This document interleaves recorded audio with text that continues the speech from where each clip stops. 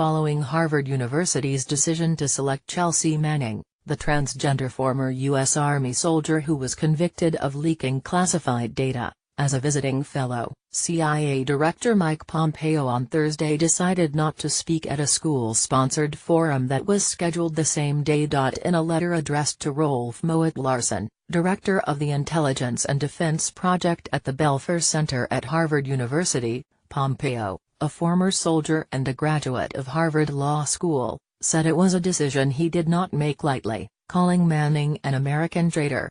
"My conscience and duty to the men and women of the CIA will not permit me to betray their trust by appearing to support Harvard's decision with my appearance at tonight's event," Pompeo wrote, referring to the Thursday engagement.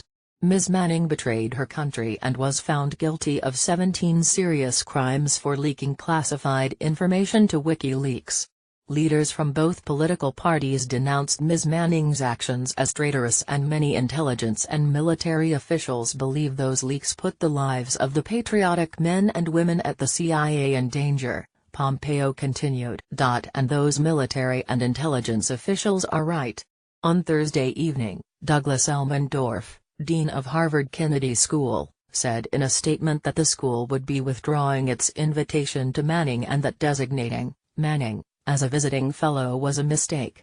"I still think that having her speak in the forum and talk with students is consistent with our long-standing approach, which puts great emphasis on the value of hearing from a diverse collection of people," Elmendorf wrote. "But I see more clearly now that many people view a visiting fellow title as an honorific, so we should weigh that consideration when offering invitations." I apologize to her and to the many concerned people from whom I have heard today for not recognizing up front the full implications of our original invitation, Elmendorf continued. Manning was released from military prison in May after serving 7 years for passing government secrets in what was considered the biggest such breach in U.S. history. Critics of Manning alleged that her actions put the lives of U.S. service members in danger and hurt diplomatic ties with foreign nations. Broadening the range and depth of opportunity for students to hear from and engage with experts, leaders and policy shapers is a cornerstone of the Institute of Politics. Bill Diehlhunt, acting director of the Institute at the Harvard Kennedy School, said after Manning's appointment, according to Reuters, "We welcome the breadth of thought-provoking viewpoints on race, gender, politics and the media.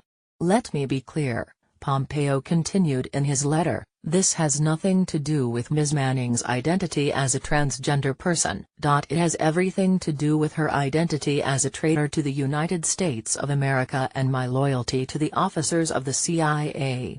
I believe it is shameful for Harvard to place its stamp of approval upon her treasonous actions."